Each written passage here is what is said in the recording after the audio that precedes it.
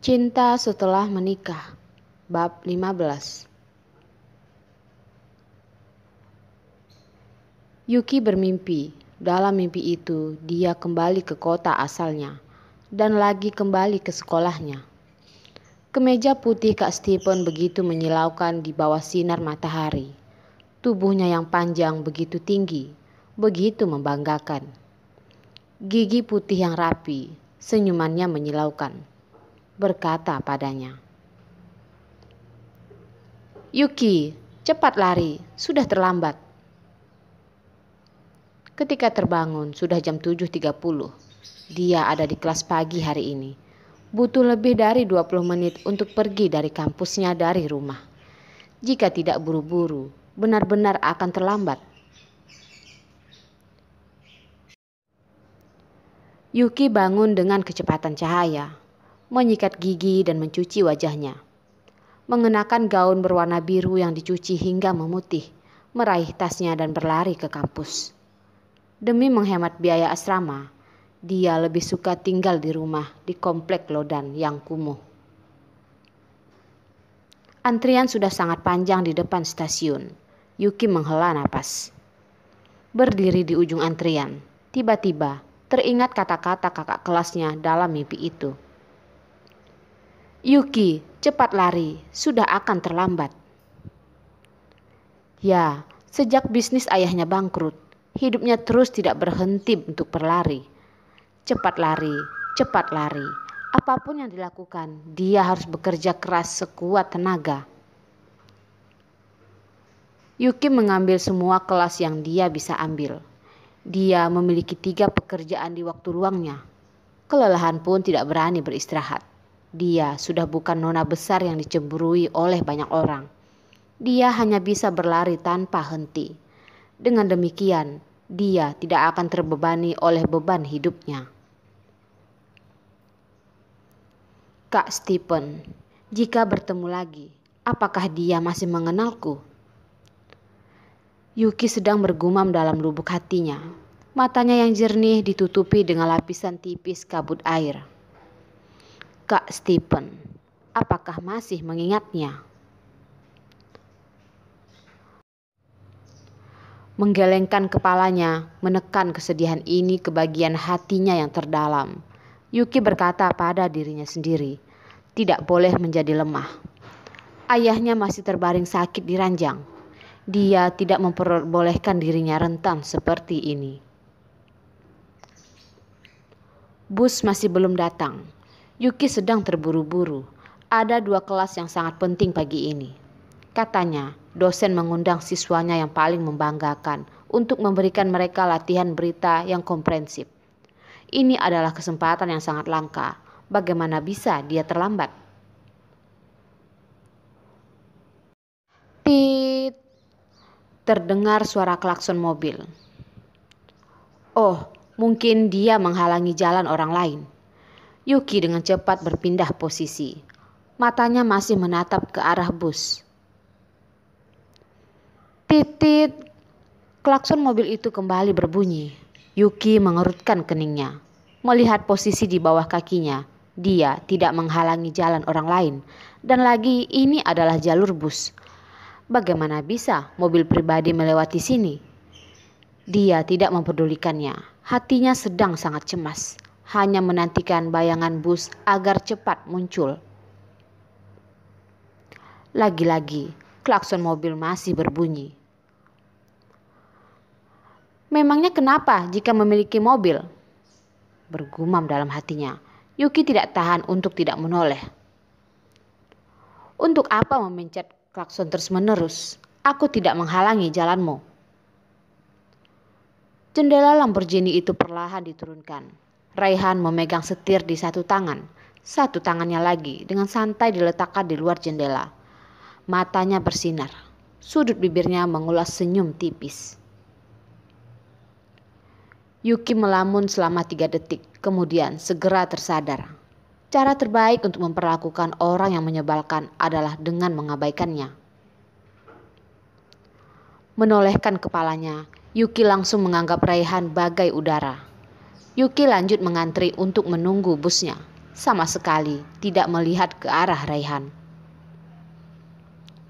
Alis tebal Raihan berkerut dengan tajam. Wanita kecil ini secara langsung mengabaikannya. Tidak ada yang berani memperlakukannya seperti ini sebelumnya. Yuki benar-benar butuh diberi pelajaran dengan baik. Mengemudi mobil ke sisi Yuki, mengulurkan tangan membuka pintu kursi penumpang. Raihan berkata dengan dingin, "Yuki, cepat naik ke mobil." Yuki bingung. Bagaimana dia bisa tahu namaku? Yuki menolehkan kepalanya dengan terkejut, dan sepasang mata jernih itu dipenuhi dengan rasa ingin tahu. Di bawah sinar matahari pagi, wajahnya yang putih dan sepasang mata hitam jernih itu tampak sangat menyilaukan mata. Bibir merah kecil itu sedikit terbuka karena terkejut. Terlihat bagai bayi yang sangat polos dan naif. Bab 16. Wanita kecil ini benar-benar sejernih kristal. Apa yang dipikirkannya terlihat jelas di wajahnya. Mata Raihan tidak bisa menahan rasa geli, mengangkat alisnya dan berkata, "Yuki, jika kamu tidak naik, maka sudah akan terlambat." "Hah?" Mata jernih Yuki tiba-tiba membelalak. Bagaimana dia tahu bahwa Yuki sudah akan terlambat? Ekspresi Yuki membuat suasana hati Raihan sangat baik. Tersenyum pelan, lengannya yang panjang terulur dan langsung mendorong Yuki masuk ke dalam mobil. "Hei, apa yang kamu lakukan?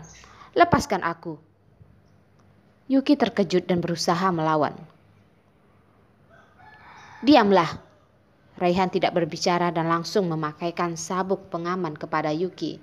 Menginjak pedal gas, kemudian Lamborghini itu melesat maju. "Dasar gila, turunkan aku." Wajah Yuki memerah, berteriak dengan penuh kebencian. Raihan mengangkat bahu dengan santai. "Bukankah kamu sedang bergegas ke kelas? Kebetulan aku searah. Sekalian mengantarmu dan memberimu tumpangan." "Siapa yang mau kamu antar? Cepat turunkan aku, atau aku akan melompat." Yuki ingin membuka sabuk pengaman itu. Apa-apaan pria ini, menggunakan cara memaksa padanya. Yuki paling membenci pria yang mengandalkan kekerasan untuk menggertak seorang wanita. Tapi sabuk pengaman sialan ini, kenapa dia tidak bisa menemukan tombolnya? Melihat tindakan Yuki yang sudah hampir menggila, Raihan mengangkat sudut bibirnya dan berkata, "Tidak usah melakukan perbuatan sia-sia. Mobil ini sudah dimodifikasi olehku. Selain aku, tidak ada yang bisa membuka sabuk pengamannya." "Kamu dasar gila." Yuki terlalu malas untuk berbicara omong kosong dengannya. Langsung menyandarkan tubuhnya di bagian belakang kursi besar yang nyaman itu. Karena ada supir gratis dan juga karena dia tidak bisa melawannya. Jadi lebih baik dia menikmatinya saja. Jalan Dimitri Timur, di depan gedung Universitas T. Yuki menutup matanya dan memerintahkan Raihan. Dia sangat lelah. Dia bermimpi semalaman. Kelopak matanya terasa berat. Giliran Raihan yang tidak bisa berkata-kata. Wanita kecil ini berubah dengan sangat drastis. Baru saja dia bilang begitu tidak rela duduk di mobilnya. Sekarang malah memerintahkannya bagai seorang supir. "Kenapa? Bukankah kamu mengatakan akan mengantarku ke kampus?" Yuki membuka salah satu matanya menatap ke arah Raihan. Yuki benar-benar mengantuk. Bisa membuka satu mata, maka dia tidak perlu repot-repot membuka kedua matanya. Melihat ekspresi Yuki dari kaca spion, Raihan akhirnya tidak bisa menahan tawanya. "Yuki, apa kamu tahu sikapmu sekarang ini sangat seenaknya?" "Tidak suka? Kalau begitu turunkan saja aku." Yuki segera membalas kembali dengan kata-kata tajam.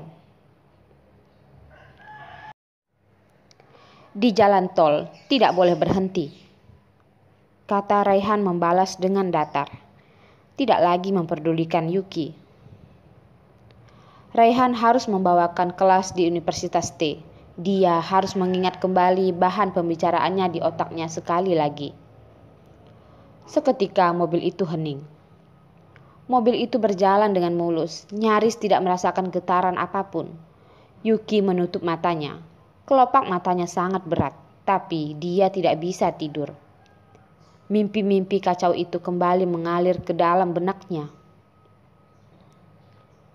Di musim semi, di lapangan, Stephen mengenakan jersey nomor 3.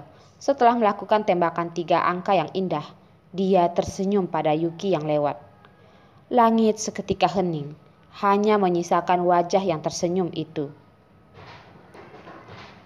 Di bawah lampu belajar di malam hari, Stephen datang dari belakang dan menepuk punggungnya dengan pelan. "Yuki, tidak boleh membungkuk." Yuki dulu sedikit membungkuk. Setelah Stephen mengingatkannya, punggungnya akhirnya sudah tegak lurus. Bahkan walaupun perusahaan ayahnya bangkrut, dia dicemooh karena mengenakan pakaian lusuh, dihina orang lain, tapi punggungnya akan selalu tegak lurus.